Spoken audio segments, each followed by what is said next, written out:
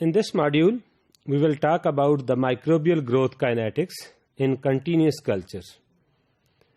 As we have seen in our previous modules, the growth parameters, which we can say that the kinetic parameters in batch culture fermentation as well as fed batch fermentation.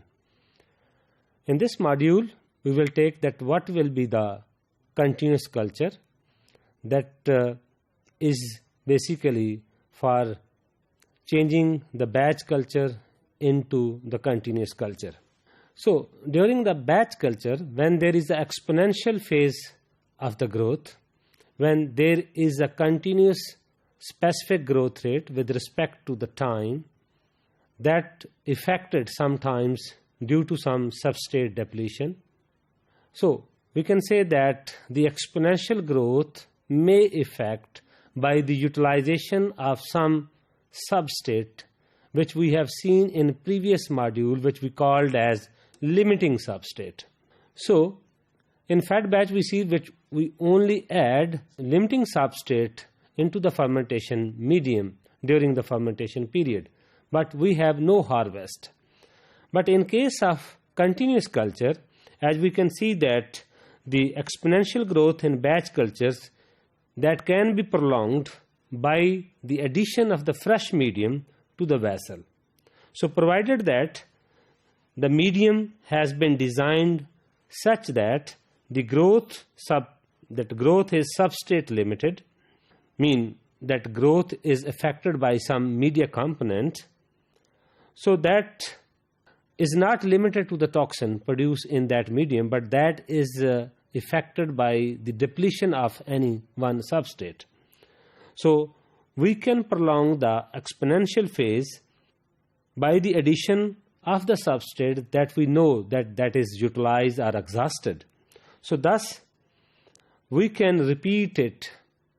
We can maintain the exponential phase until we can utilize the full volume of the vessel, mean working volume of the vessel, as we have seen in fed batch. So, when there is no more capacity of the vessel, which we have already told you that in stirred fermentation, in deep fermentation, we can utilize maximum 75% of the total volume of the fermenter. So, when there is a full capacity filled by that medium, then we cannot have the provision to add the more substrate. So, if in such case, when there is a facility of the overflow, mean when we are adding something, on other hand, we are having some device to facilitate us to overflow, then so when we add the medium, that is displaced by the equal volume that we are adding.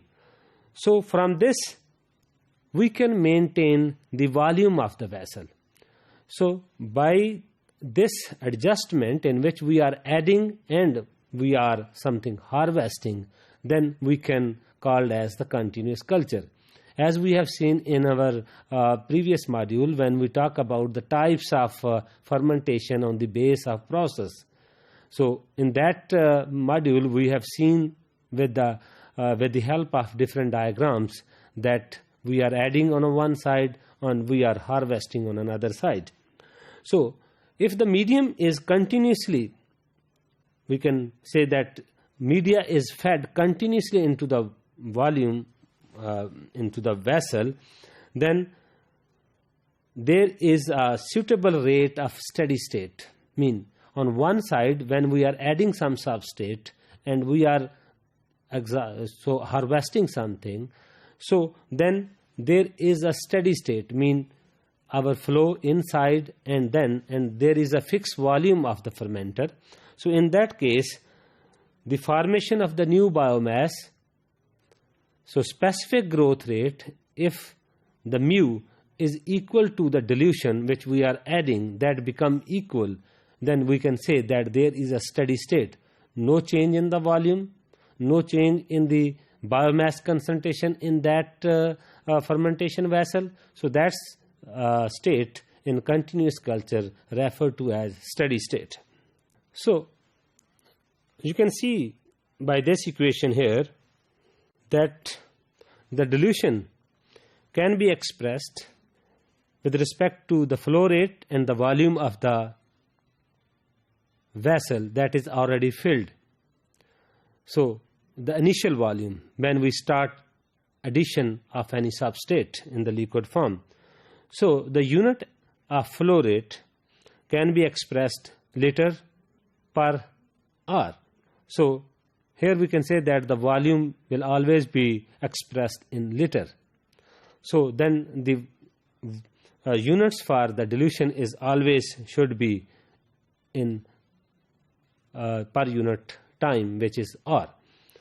So the net change in the cell concentration over the time period in the fermentation vessel can be expressed as we have seen that dx over dt is a growth which we can say that mu x.